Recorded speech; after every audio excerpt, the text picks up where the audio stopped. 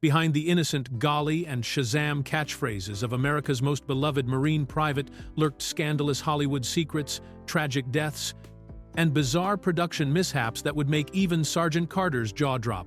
From fake gay weddings that destroyed friendships to real Marines marching in the opening credits who later died in Vietnam, the untold story of this wholesome sitcom is anything but simple, and these 15 shocking revelations will forever change how you see Mayberry's most famous recruit.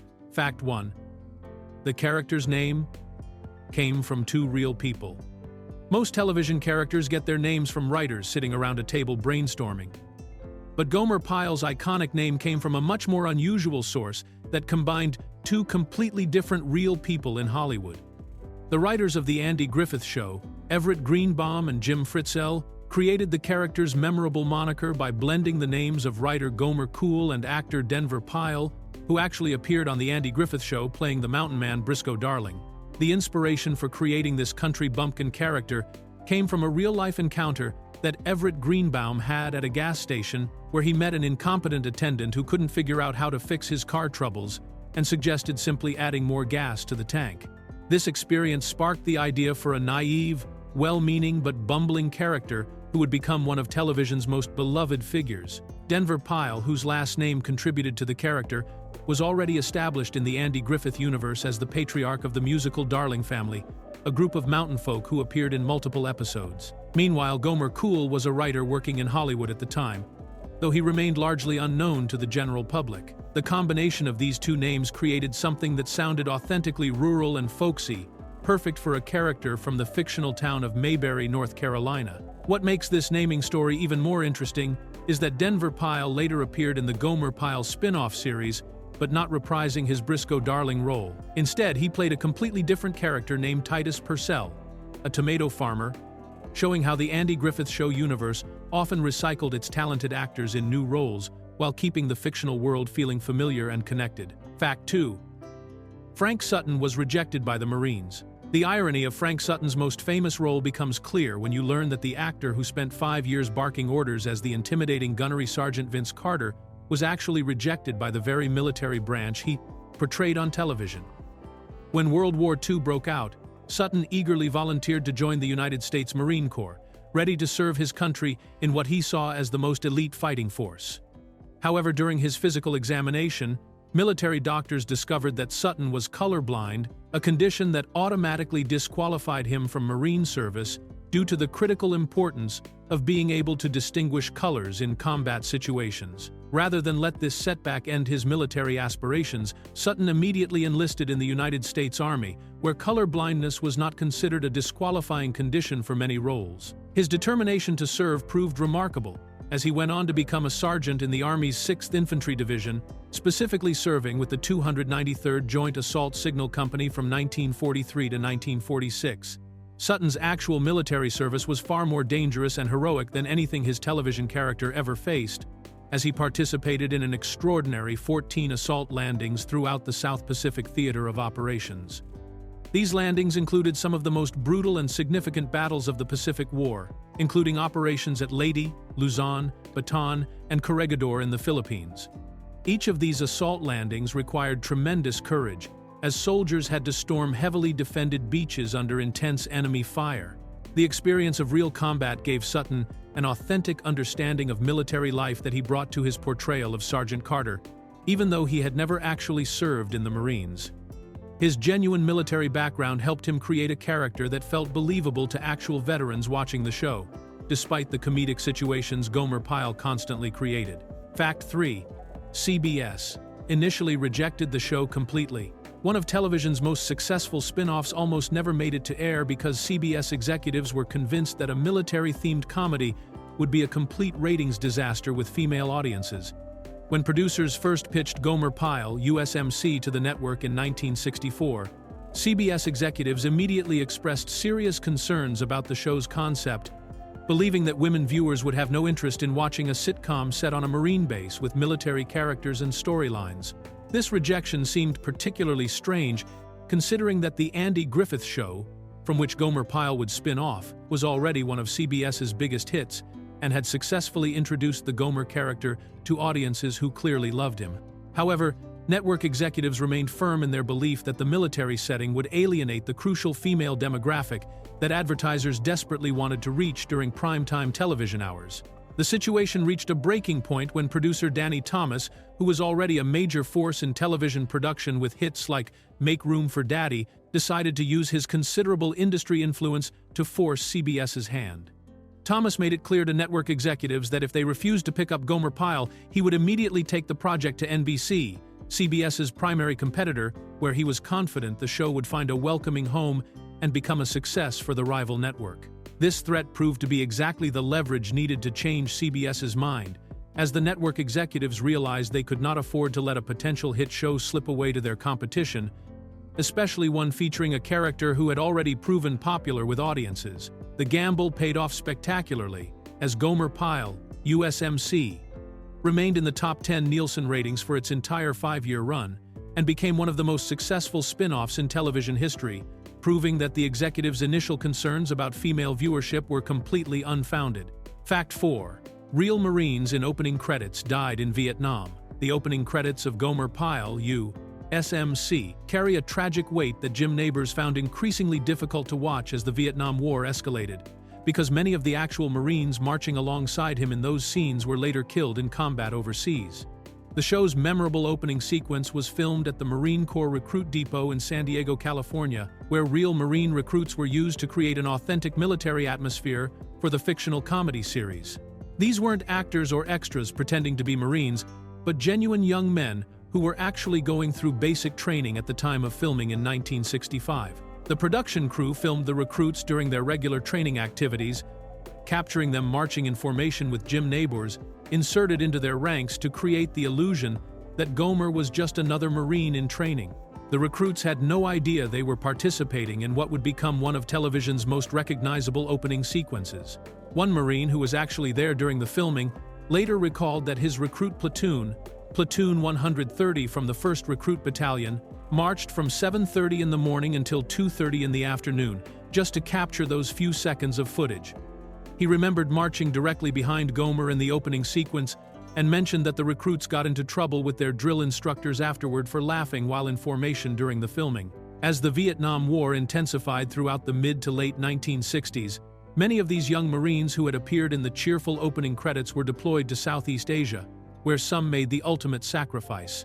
Jim Nabors later spoke about how watching the show's opening became emotionally painful for him, knowing that some of the fresh-faced young men marching in those scenes had lost their lives serving their country in a war that the show itself never acknowledged or discussed. Fact 5. The show never mentioned Vietnam, despite airing during the war. In one of television history's most deliberate acts of avoidance, Gomer Pyle, U.S.M.C., completely ignored the Vietnam War throughout its entire 5-year run, from 1964 to 1969, despite being a show about Marines during the exact peak years of American involvement in Southeast Asia. This wasn't an oversight or coincidence, but a conscious decision by the show's creators to keep their military comedy completely separate from the controversial and increasingly unpopular conflict that was dominating news headlines and dividing American families. The timing makes this omission even more striking when you consider that the show premiered in September 1964, just months after the Gulf of Tonkin incident that led to massive escalation of American military involvement in Vietnam.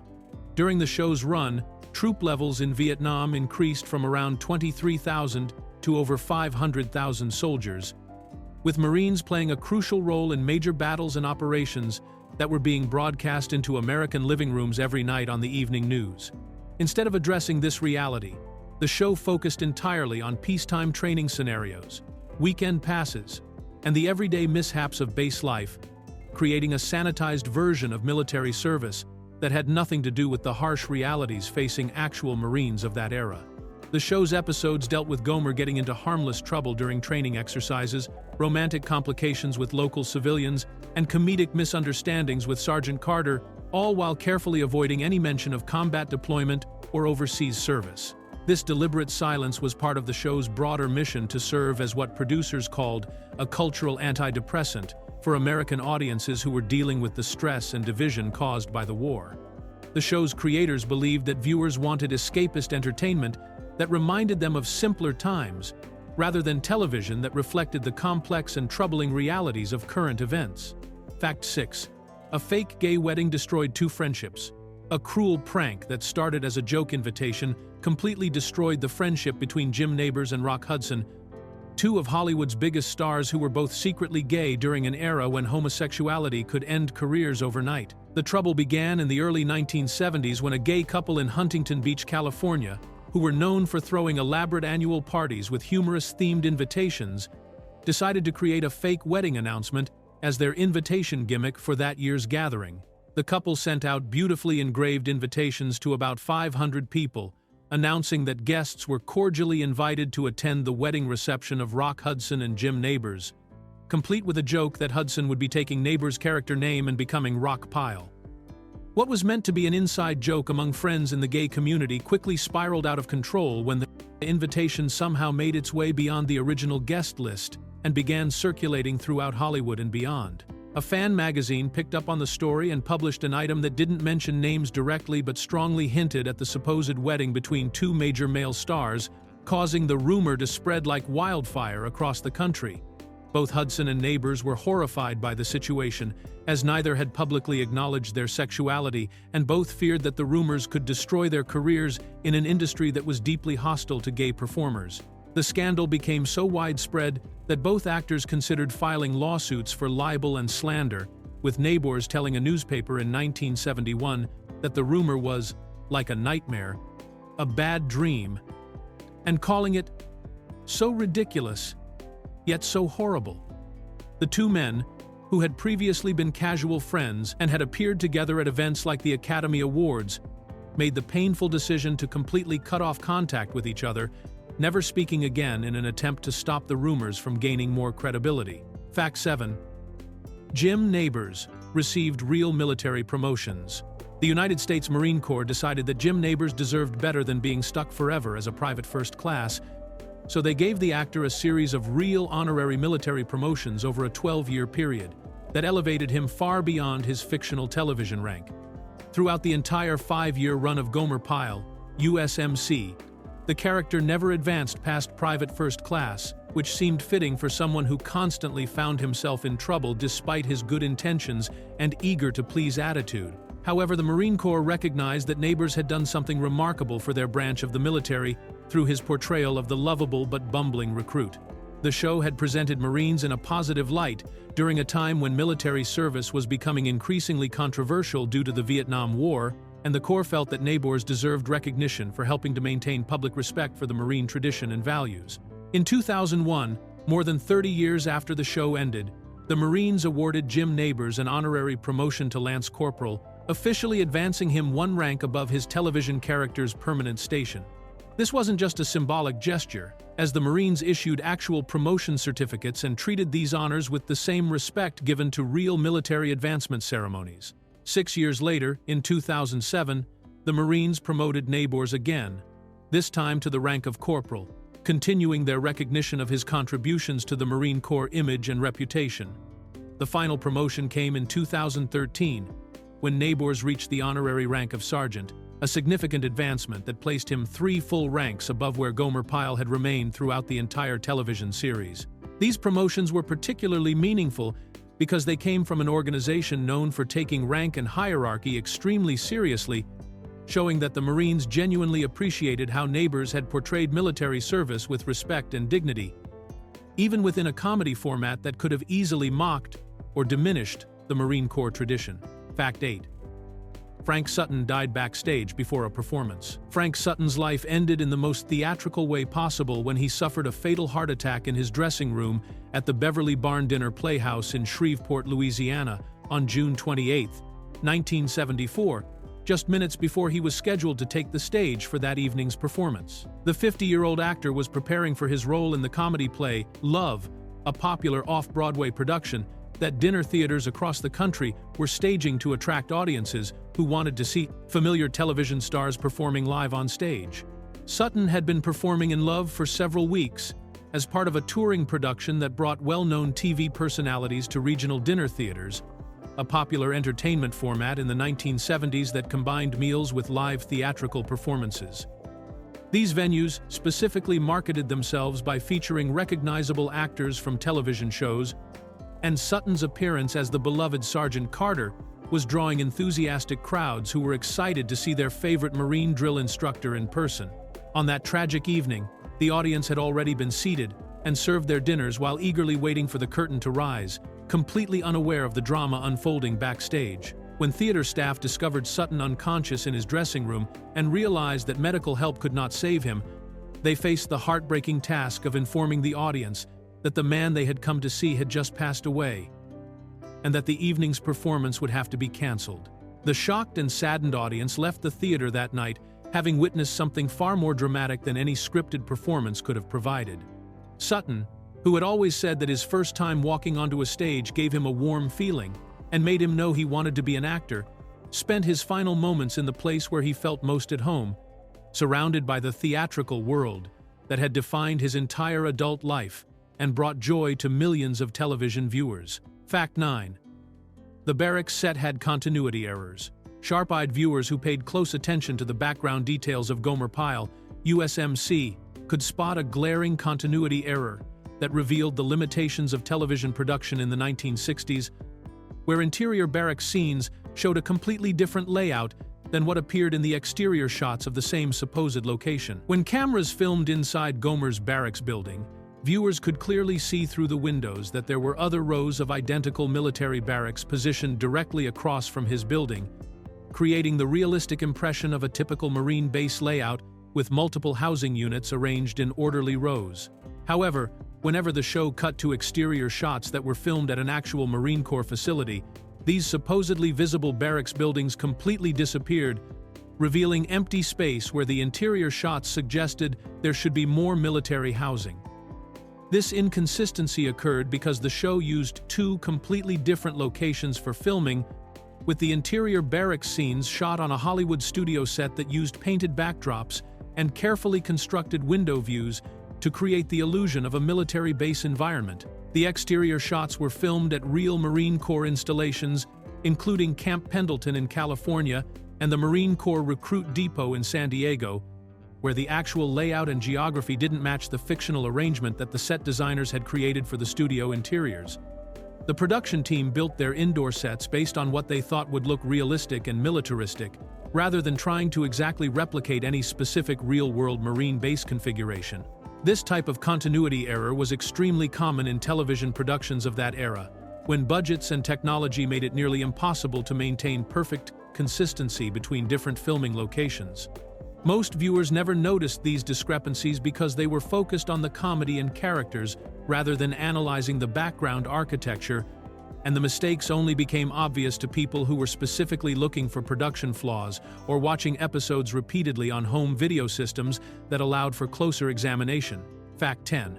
Ronnie Schell disappeared for an entire season. Ronnie Schell, who played Gomer's best friend Private Duke Slater, completely vanished from Gomer Pyle, U.S.M.C. during the show's fourth season in 1967 to 1968, leaving viewers wondering what happened to one of the series' most popular supporting characters. Schell had been a regular cast member since the show's early days, providing comic relief as Gomer's loyal barracks buddy, who often got caught up in whatever mishaps the naive Marine from Mayberry managed to create during their adventures on and off the base. The reason for Duke Slater's sudden disappearance was that Ronnie Schell had been offered the starring role in a new CBS sitcom called Good Morning World, where he would play alongside Joby Baker in a comedy about two radio disc jockeys trying to make it big in Los Angeles. This was a significant career opportunity for Schell, as it meant moving from a supporting role to being the lead character in his own television series, something that most actors in his position would find impossible to turn down. Good Morning World premiered in September 1967 with high hopes from CBS executives, but the show struggled to find an audience and was canceled after just one season, lasting only 26 episodes before being pulled from the network's schedule. Meanwhile, Gomer Pyle continued to be a ratings success without Duke Slater, though fans certainly noticed the absence of Gomer's cheerful and supportive best friend, who had been such an important part of the show's dynamic. When Good Morning World ended, Schell was welcomed back to Gomer Pyle for the show's fifth and final season, but his character returned with an interesting twist that reflected the time he had been away. Duke Slater came back as a newly promoted corporal, having supposedly completed non-commissioned officer training during his absence, which provided a logical explanation for both his disappearance and his return to the series with a higher rank than he had previously held. Fact 11. Gomer's middle name was revealed in a paycheck. Television fans who love discovering hidden details about their favorite characters got a rare treat in the first season episode titled Payday, where a brief close-up shot of Gomer's military paycheck revealed that his middle name begins with the letter S, adding a small but intriguing piece of information to the character's background that was never mentioned in dialogue throughout the entire series. This type of visual detail was typical of 1960s television production, where prop departments would often create realistic-looking documents with authentic details, even when the cameras would only show them for a few seconds on screen. The paycheck scene occurred during a storyline where Gomer was dealing with military finances and bureaucracy, situations that frequently provided comedy opportunities as the naive country boy struggled to understand the complexities of military life and official procedures. The props department took the time to create a genuine-looking military pay document that included Gomer's full name, rather than simply using a blank form or illegible scribbles that would have been much easier and cheaper to produce. What makes this detail particularly interesting is that the show's writers and producers never felt the need to expand on this middle initial or reveal what the S actually stood for, leaving it as one of those small mysteries that dedicated fans could discover and speculate about. The middle initial appears to have been included simply to make the paycheck look more authentic and official, rather than as part of any larger storytelling plan or character development strategy. This kind of attention to detail in background props was somewhat unusual for television comedies of that era, where most shows focused their budgets and creative energy on the main action and dialogue, rather than on documents or papers that would only appear briefly on screen. The fact that someone took the time to give Gomer a middle initial shows the level of care that the production team put into creating a believable military world, even in the smallest visual details. Fact 12.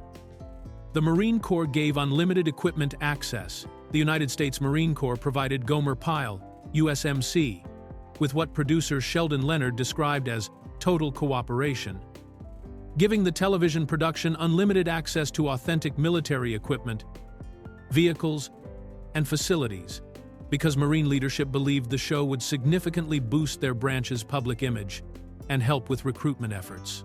This level of military support was extraordinary for any Hollywood production, as the armed forces typically offered different levels of cooperation to filmmakers depending on how the project would portray military life and values.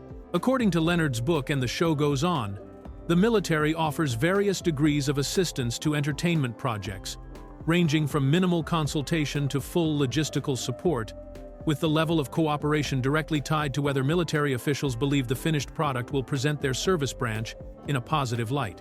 The Marines determined that Gomer Pyle's portrayal of military life, despite being a comedy, would ultimately serve their interests by showing Marines as dedicated professionals who took pride in their traditions and training. This unprecedented access meant that the show could use real Marine Corps vehicles, equipment, and locations without having to pay rental fees or create expensive replicas, significantly reducing production costs while adding authentic military atmosphere to every episode.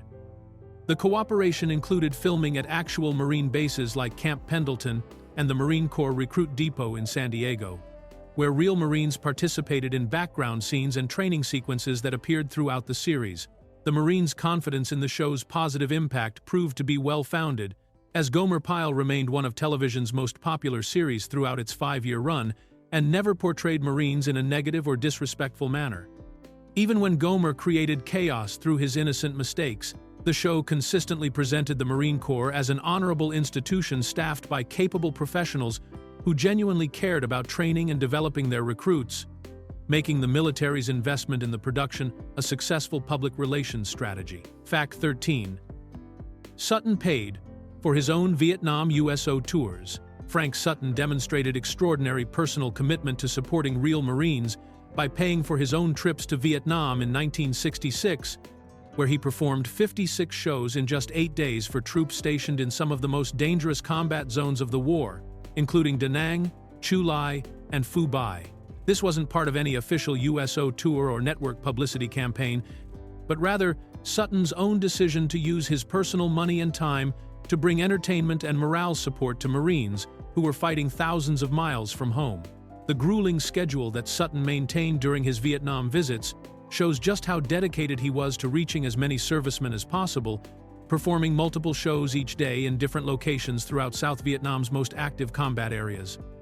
These weren't safe rear area bases where entertainers typically performed, but forward operating positions where Marines were actively engaged in fighting and regularly came under enemy fire, making Sutton's presence there both meaningful to the troops and genuinely dangerous for the performer. Sutton's decision to fund these trips himself was particularly remarkable because it came at a time when the Vietnam War was becoming increasingly unpopular with the American public, and many celebrities were avoiding any association with the military effort. Instead of staying safely in Hollywood, Sutton chose to put himself at personal risk and spend his own money to support Marines who were fans of his television character, showing that his respect for the military went far beyond his acting role. The performances typically consisted of Sutton appearing in character as Sergeant Carter, delivering monologues and interacting with the audience in ways that reminded the Marines of the comedy show they loved watching back home. These brief moments of laughter and entertainment provided crucial psychological relief for men who were dealing with the constant stress and danger of combat operations, making Sutton's personal sacrifice even more meaningful to the troops who attended his shows. Fact 14. The show used different camera setups than preferred. Producer Aaron Rubin had to completely abandon his preferred filming methods for Gomer Pyle, U.S.M.C. because the show's heavy reliance on outdoor locations made it impossible to use the multiple camera setup that he believed was essential for capturing the best comedic performances from television actors. Rubin was a strong advocate for multi-camera filming techniques, which allowed directors to record scenes from several different angles simultaneously, giving editors more options in post-production and helping actors maintain their comedic timing and energy throughout longer takes. The multiple camera approach was particularly valuable for comedy shows because it meant that actors could perform entire scenes without stopping, allowing them to build momentum and develop natural comedic rhythms that would be difficult to recreate if they had to repeat the same material multiple times for different camera angles.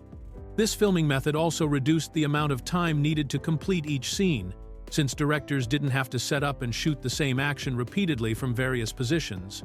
However, Gomer Pyle's military setting required extensive outdoor filming at real Marine Corps bases and training facilities, where the logistics of setting up multiple cameras became extremely complicated and often impossible. Outdoor locations presented challenges with lighting consistency, weather conditions, and the coordination of military equipment and personnel that made single-camera filming the only practical option for most of the show's scenes. This technical limitation forced the production team to adapt their entire approach to comedy timing and performance, requiring actors like Jim Nabors and Frank Sutton to repeat their performances multiple times, while maintaining the same energy and comedic delivery for each camera angle. The single-camera setup also meant that editors had fewer options when assembling the final episodes, making the actors' consistency even more crucial for maintaining the show's comedic effectiveness and ensuring that scenes flowed naturally from one shot to the next. Fact 15.